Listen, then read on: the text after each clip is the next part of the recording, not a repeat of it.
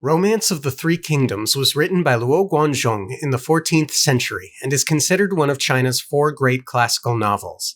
Across 120 chapters, it has profoundly influenced literature, politics, warfare, film, games, and pop culture. The novel blends historical and romanticized events spanning nearly a century through the fall of the Han Dynasty to the end of the Three Kingdoms period, creating a story of political intrigue and military strategy, featuring some of the most influential figures in Chinese history. The narrative follows brilliant strategists, rival warlords, shifting alliances, and epic battles that became significant to Chinese cultural memory and storytelling. Zhuge Liang is remembered as the ideal strategist, Guan Yu as a symbol of loyalty and righteousness, and Cao Cao as one of history's most complex and controversial rulers. Beyond the battles and politics, the novel endures as a study of leadership, ambition, loyalty, and power.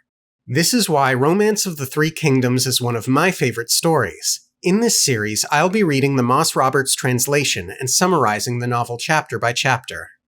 Three bold spirits plight mutual faith in the Peach Garden. Heroes and champions win first honors fighting the Yellow Scarves.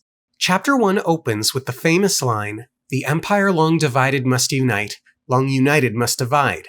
Thus it has ever been." China under Emperor Ling is beset by famine and corruption. A eunuch faction known as the 10 Regular Attendants have consolidated power in the royal palace, one of whom, Zhang, has become like a father to the emperor. The Taoist wizard Zhang Jue, along with his brothers Zhang Bao and Zhang Liang, use charms and potions to help the needy, amassing tens of thousands of followers in the process. This rebel group came to be known as the Yellow Turbans.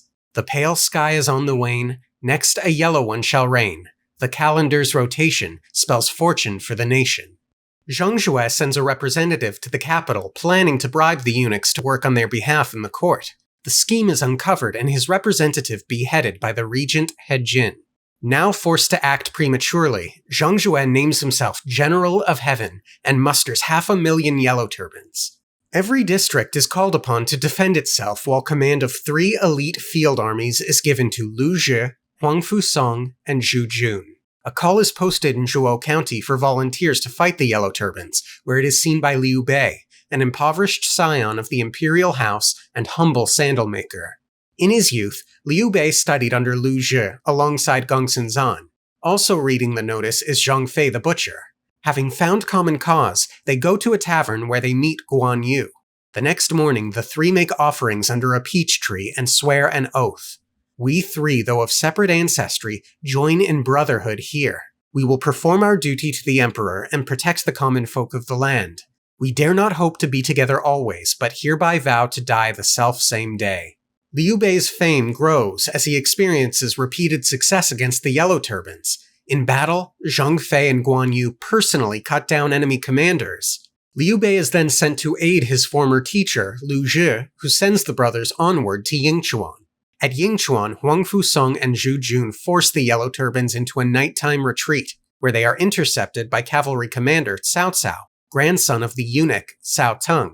Cao Cao had once been told he could be an able statesman in a time of peace, or a treacherous villain in a time of chaos. Liu Bei is then sent back to Lu Zhi since the rebels had been scattered. On his return, he finds that Lu Zhi has been arrested, having refused to pay a bribe. He has been replaced by Imperial Corps Commander Dong Zhuo. Heading back to Zhuo County, Liu Bei finds Dong Zhuo on the losing side of a fight with Zhang Jue. The three lend aid, turning the tide of battle. Dong Zhuo is unimpressed with their pedigree and sends them away without acknowledgement. As they leave, Zhang Fei turns back, wanting revenge. Hello and welcome to the No One Asked You podcast. This is Three Kingdoms Summarized.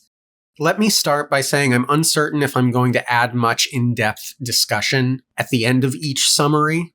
I'm a bit wary for a couple of different reasons. One being that this being romanticized history, and on top of that being the perfectionist that I am, I'm hesitant to say things for fear that I misrepresent something. That said, there is a fair amount of interesting tidbits I've picked up in my own private study, I guess, mostly from many of the wonderful Three Kingdoms channels out there.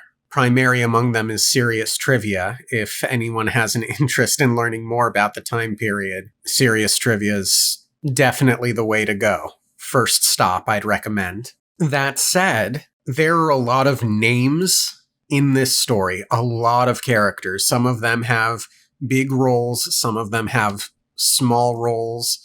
Many have small roles, but enact important elements. And for someone who doesn't know all of the names, I imagine it could be beneficial for me to point out in a post-summary discussion what some of the key takeaways from each chapter are. That said, as well, I'm mostly familiar with the first half of the story. I think it's a common thing. I've heard that a lot of folks tend to fall off the story in the final quarter or so. And while I have read fairly far into the book, I have not actually finished it, though I am familiar with the story and where it all heads. So it's possible that I will try to include discussion when and where I can, highlighting important characters or interesting bits of information that I've picked up, just to help try and solidify in listeners who aren't as familiar with the story or who are experiencing it for the first time here on this channel, or who are using these videos as sort of a supplementary thing as they go through it, who the main power players are, so to speak. And at this point, I feel as if I'm rambling. So the main thing I think to take away from this first chapter is this. We are at the end of the Han Dynasty. The book as a whole roughly takes place between 184 AD and 280 AD. And at the time this story starts, China is experiencing a period of famine, natural disasters, a series of weak emperors, and tremendous corruption within the court. A big source of this corruption comes from the 10 regular attendants I mentioned in the summary.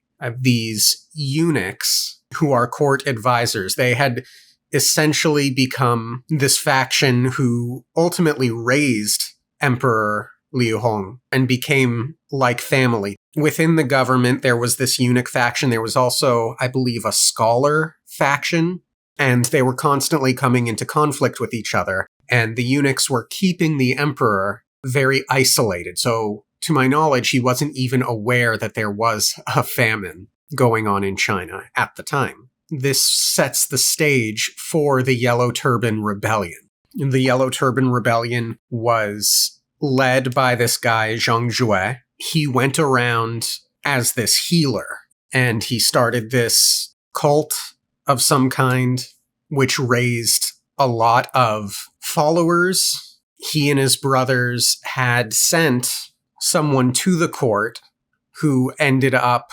turning on them. This resulted in Zhang having to start his rebellion before he was ready to. In the long run, Zhang is not going to be a character that you need to really hold on to, but the takeaway from the Yellow Turban Rebellion is this.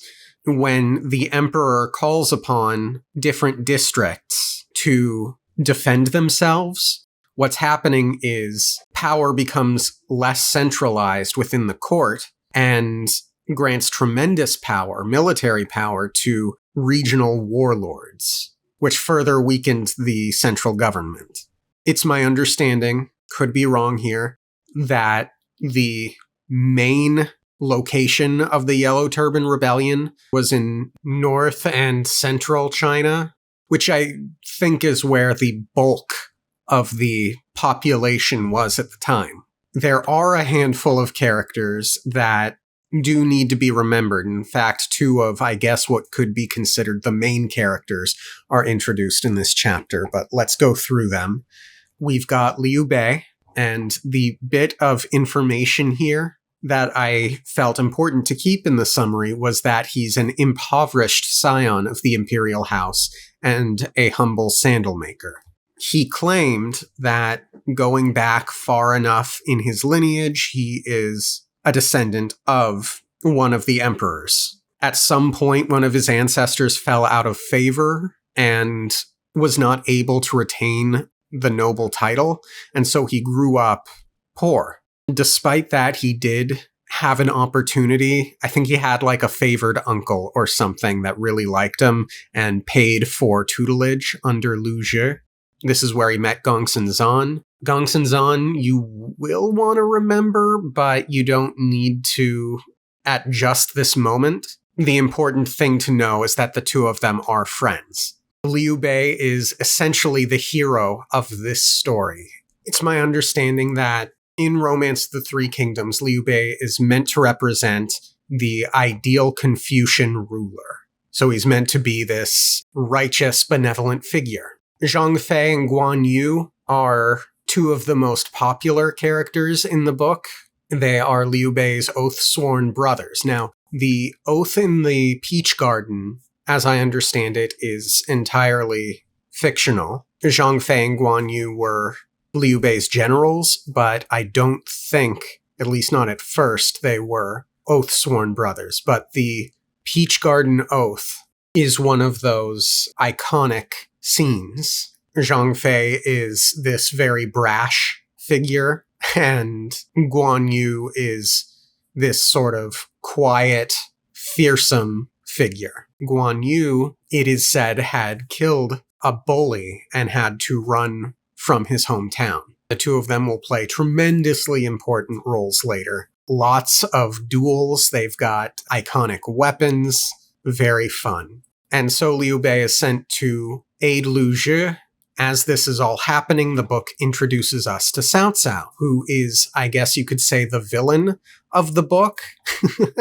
I don't think I'll say Cao Cao is my favorite character in the book, but almost certainly all of my favorite characters are within his command. He has some of my favorite generals and advisors. So you will need to know Cao Cao. You'll get to know him very well over the course of the story. I did mention in the summary that he was once told he could be an able statesman in a time of peace or a treacherous villain in a time of chaos.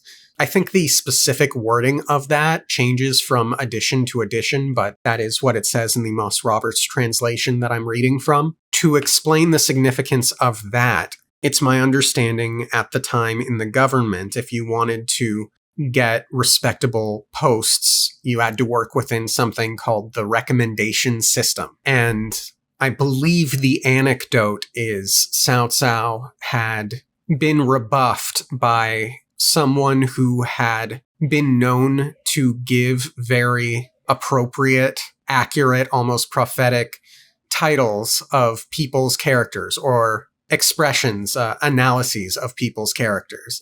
And Cao Cao was insistent. He kept pushing to get this recommendation from this specific person, and eventually that was what he got. I had also mentioned in the summary that he was the grandson of a eunuch. That's an important bit of information. It is important to know that Cao Cao comes from an extremely, extremely wealthy family. If you look into his history, Cao Cao frequently gets himself into a bit of trouble, usually from either some sort of scheme he's trying to enact or from rigidly trying to uphold the law, holding corrupt people to account. But the fact that he is a grandson of a eunuch is something that's held over his head. He doesn't necessarily come from the most respectable of families, but his family's money does tend to make up for a lot of that. I briefly mentioned He Jin. We'll go into more detail about him later on, but he is a relative to the imperial family. I forget exactly how it works out. I think he's more related to the empress. And finally, the chapter ends on Liu Bei meeting Dong Zhuo.